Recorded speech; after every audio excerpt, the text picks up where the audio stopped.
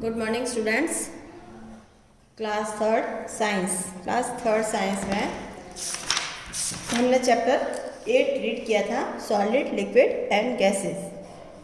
तो solids, liquids और gas के बारे में अपन ने रीड किया था कि ये 3 स्टेट्स ऑफ मैटर है।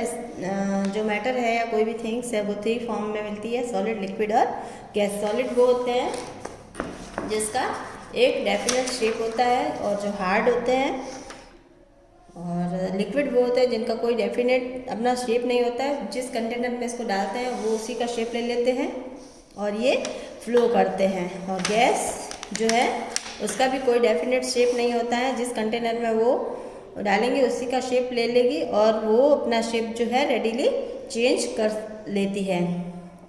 एयर जो है वो एयर है वो गैस का एग्जाम्पल है, और गैस जो है स्पेस ऑक्यूपाई करती है, उसमें वेट भी होता है।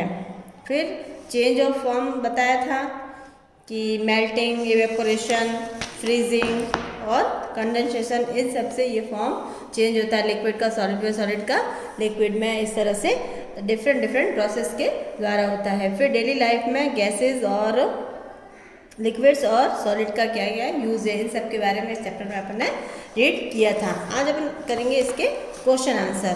First of all question A है, answer these questions.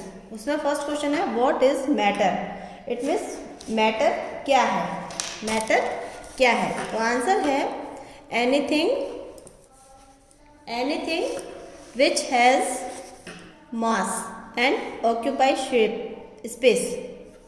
Occupy space मतलब anything which has mass and occupy space called matter. मतलब कोई भी ऐसी थिंग, एनीथिंग यानी कोई भी थिंग जिसमें वेट होता है, मास मतलब वेट होता है, और जो स्पेस लेती है, जिससे स्पेस लेती है उसको मैटर बोलते हैं। Anything which has mass and occupy space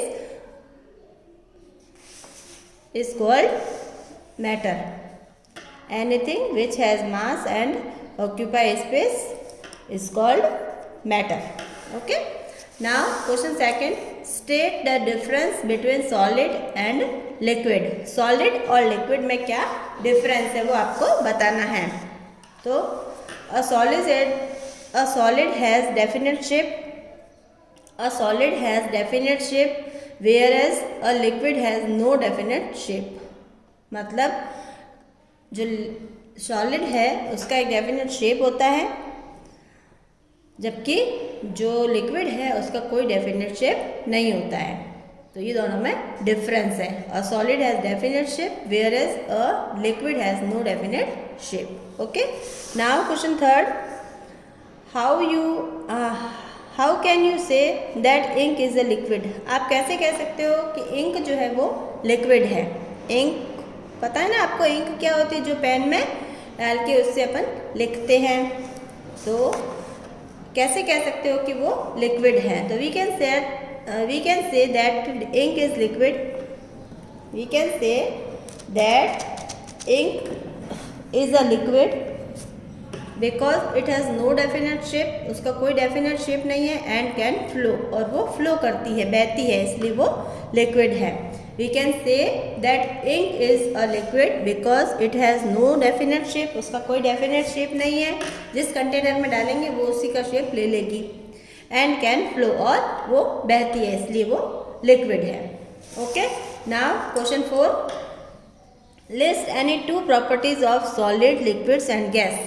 यानी आपको सॉलिड, लिक्विड और गैस तीनों ही की 2 प्रॉपर्टीज बतानी है। आपको तीनों की 2 प्रॉपर्टीज बतानी है। क्या स्पेशलिटी है तीनों में, वो आपको 2 बतानी है।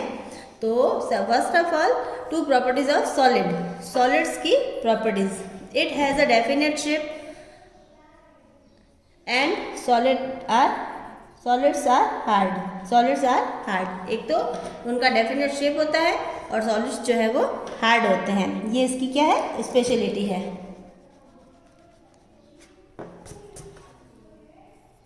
एंड सॉलिड्स आर हार्ड होते हैं। फिर 2 प्रॉपर्टीज ऑफ लिक्विड। लिक्विड की क्या प्रॉपर्टीज है, a liquid has no shape, कोई शेप नहीं होता है,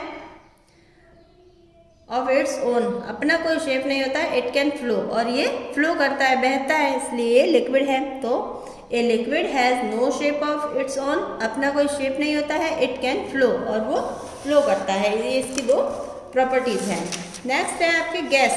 गैस की two properties, gas occupies space, occupies space,